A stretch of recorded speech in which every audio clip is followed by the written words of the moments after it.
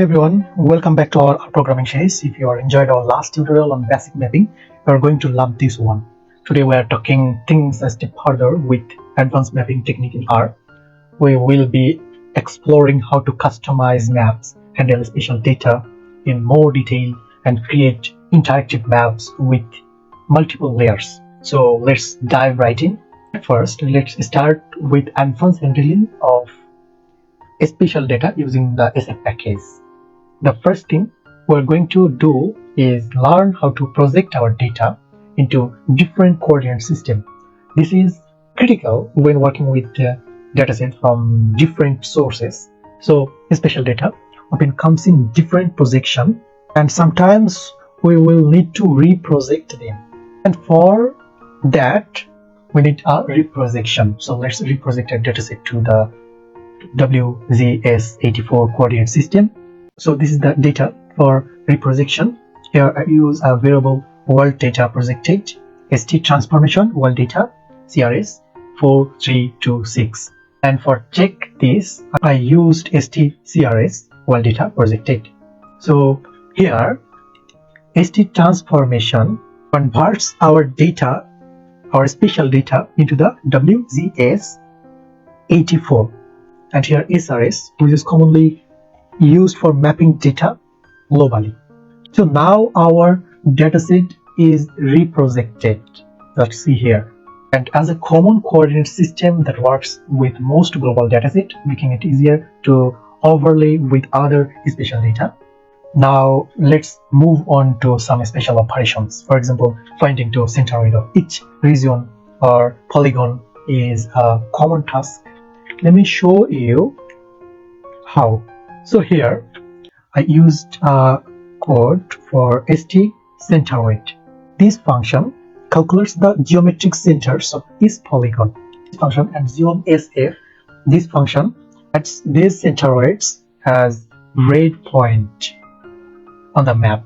Just see here on the result. These operations can be incredibly useful for calculating the central points of countries, states, or region in your dataset. So now we're going to learn how to overlay custom data on our map. Suppose you have a list of cities, landmarks, or points.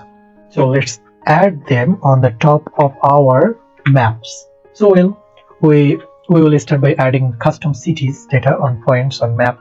Here's how to do it. I just made a custom city data by the core data frame, and I add the city New York, London, Tokyo, and the LON and LAT. So here, look at here, STASSF. This function converts our data into a special format that can be plotted. And just run it and see here. This is great for adding any custom data, such as point of interest or other specific coordinates to our spatial maps. So now let's talk it up a notch by adding labels and customizing the appearance of our points. So here, zoom text. This function adds label for each city and the correct coordinates, and you can customize the point size and color to make your data stand out. So now let's run it. Here, see here I use the color red, and I'm seeing here the newer color red. So now adding labels to point is crucial for making maps more informative and interactive. It's simple but make a huge difference in maps usability. So now let's revisit interactive mapping with leaflet. This time we will add multiple layers and customize the maps even further. Interactive maps are great for exploring data dynamically and sharing insights with others. So we are going to add polygon data, points for cities, and a base map to create an interactive experience. Here, add polygon. This function adds a layer for polygon, coloring them based on the area size, and add circle markers. This function adds interactive points for the cities, and when you click on them, a pop-up shows the city name. and add legend. This function provide a color legend for the polygons. So let's run it, and you are seeing here we use blue point for a color, and for that we're seeing the blue. And just look at this. If you click on this point, it shows the New York, and if you click on this point, it shows the London city. And also if you click on this point, it shows the Tokyo. Here as we add polygons, this function adds a layer of polygons, coloring them and based on area size.